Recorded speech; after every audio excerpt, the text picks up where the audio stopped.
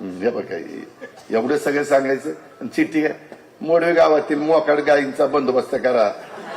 म्हणजे एवढं सगळं सांगितलं तरी राग येणार नाही तर काय येणार. हे चाललंय ना काम. आता मी नासाचं सांगतोय आणि मोकाट जनावरांचं सांगतोय. आई तुझ्या आहे त्याचा सत्कार करू यानरे नारळ त्याच्या डोक्यात बोलतो. काय म्हणजे कुठं काय सांगावं. माझी लिंक तुटती त्याच्यात सगळं माझं वाटोळ होते.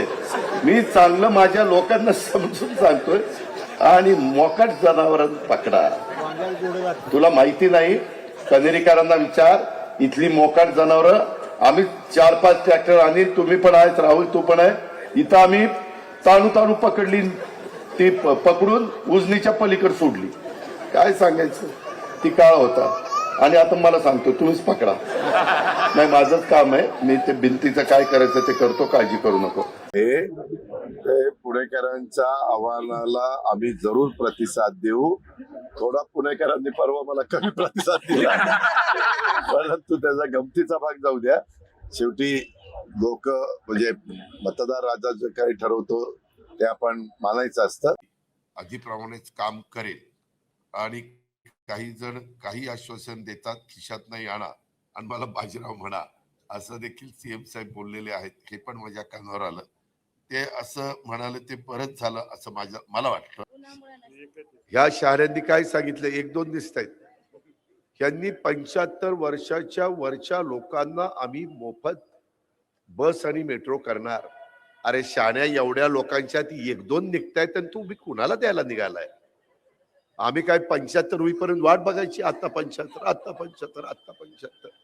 काहींना जमिनीचे पैसे आलेत केलंय बायकोला उभं हा लढतो. अरे पण वाटोळे पैसे संपल्यावर काय करणार. 2 हाताला चुना लावून ठोठ करत बरं काही उपयोग नाही रे. राजकारण लय वंगाळ आहे. आता काय सांगायचं. पण आता काय तुम्ही धंदा पाणी करा मस्तपैकी राहा. मुलाबाळांना चांगलं शिकवा.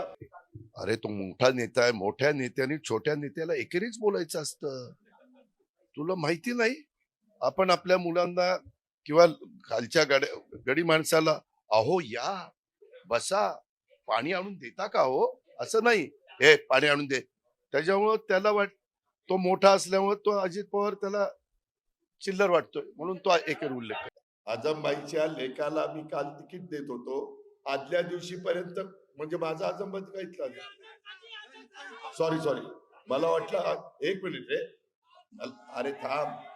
मला वाटलं आजमबाई म्हणजे पानसरे आमचा तिकडचा. ठीक आहे. अरे मुस्लिम समाजाकडेच लक्ष देणारे मुस्लिम समाजातच आजमबाई बोलतो. काळजी करू नको. सभा अशी काय होत नसते. सभा सोडतील आणि तेवढंच दाखवतील कसा हा मुलगा बोलतो. जरा शांत घे. आपण सगळेजण एका परिवारातले. मी तुला नाराज करणार नाही. तुझ्या मंड्याला नाराज करणार. हातात हात द्यायचो. ती नाना म्हणायचा नका देऊ. आता वरतायत असे हात ओढले की वाटलं इथनं तुटतंय. काय हात देताना मुके पण घ्यायचे केस घ्यायचे. आईला म्हणलं बायकोने एवढे केस घेतले नाही. एवढे केस चालले काय चाललंय काय आज. का आम्हा सत्ता मिळाली जाण आहे. का आम्हा सत्ता मिळाली जाण आहे. करायचे काय याचे भान आहे. साथ द्या आम्हा नेऊ राज्य पुढती. उंच त्याची न्यावयाची शान आहे.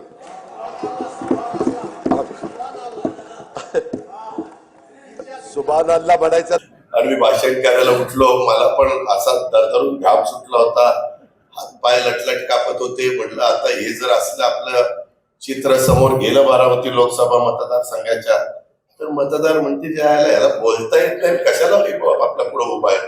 त्याच्यामुळं मी सगळं काही